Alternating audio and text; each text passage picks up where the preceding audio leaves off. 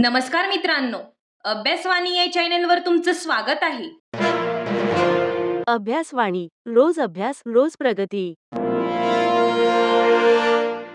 मित्रांनो, नुकतीच हायकोर्टची एक्झाम झालेली आहे आणि त्या एक्झाममध्ये शिपाई आणि ड्रायव्हर या परीक्षेमधला दुसरा जो फेज आहे तो म्हणजे मुलाखत. या मुलाखतीसाठी लागतात डॉक्युमेंट्स. मग महत्त्वाचे डॉक्युमेंट्स कोणते आहे जे तुमच्याकडे असलेच पाहिजे? त्याच आधारे तुमची इंटरव्ह्यू किंवा मुलाखत होणार आहे. तर आजच्या व्हिडिओमध्ये आपण ते नेमके डॉक्युमेंट्स कोणते आहे ते पाहूया. तर बघा मित्रांनो, काही डॉक्युमेंट्स आपल्याकडे नसतील, कोणते डॉक्युमेंट्स भविष्यात लागणार आहेत यांची जर आपल्याकडे यादी असेल तर भविष्यात आपल्याला काही अडचण येणार नाही. आणि ही हायकोर्टची भरती आहे, त्यामुळे तिथे अजिबात एक्सक्यूज ऐकून घेत नाही. म्हणून आपल्याकडे महत्त्वाचे डॉक्युमेंट्स तयार असलीच पाहिजे.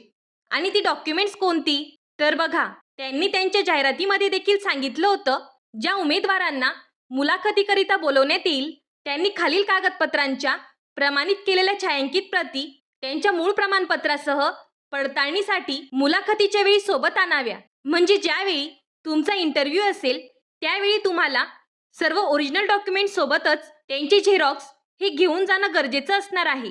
आता पहिलं कागदपत्र आहे जन्मतारखेच्या पुराव्याचा दाखला. यात शाळा सोडल्याचे प्रमाणपत्र म्हणजे LC, जन्म प्रमाणपत्र किंवा SSC बोर्डाचे प्रमाणपत्र, म्हणजे त्यांना तुमची डेट ऑफ बर्थ कन्फर्म करायची आहे. त्यामुळे या 3 कागदपत्रांपैकी कोणतेही एक कागदपत्र तुम्हाला लागेल.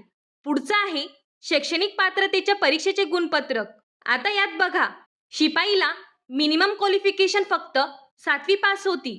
लिपिकला पदवीधर पाहिजे आहे.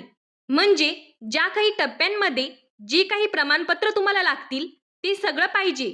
म्हणजे आता शिपाई भरतीसाठी मिनिमम क्वालिफिकेशन 7वी पास पाहिजे होतं, तर इथे तुमच्याकडे 7वीचं मार्कशीट असणं कंपल्सरी आहे.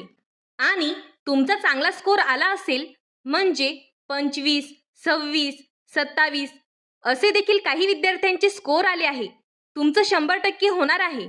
ज्यांना 20 ते 22 या रेंजमध्ये आहे त्यांनी देखील प्रयत्न करा.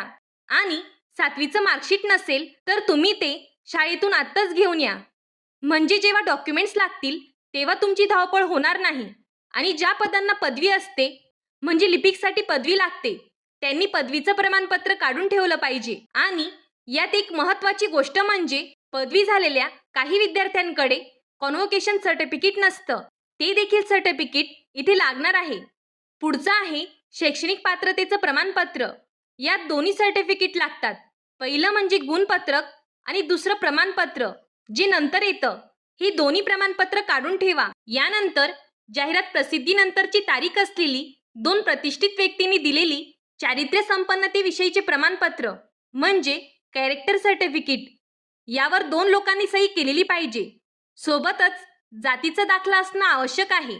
इथे व्हॅलिडिटी मागितलेली नाही, फक्त कास्ट सर्टिफिकेट मागितलेलं आहे.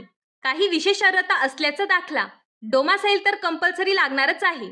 तसेच एम्प्लॉयमेंट एक्सचेंज ज्यांच्याकडे असेल त्यांनी लावा. तसेच शासकीय कर्मचारी असाल तर NOC लागेल, म्हणजे नो ऑब्जेक्शन सर्टिफिकेट. ही संबंधित विभागाचं लागणार आहे. उमेदवाराच्या नावात बदल असेल तर गॅझेट किंवा महिलांच्या बाबतीत मॅरेज सर्टिफिकेट पाहिजे.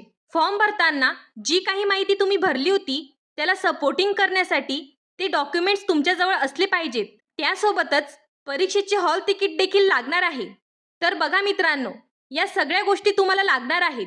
अजून या व्यतिरिक्त तुमचे काही डाऊट्स असतील तर ते तुम्ही कमेंट बॉक्समध्ये विचारू शकता. धन्यवाद. अभ्यासवाणी रोज अभ्यास रोज प्रगती.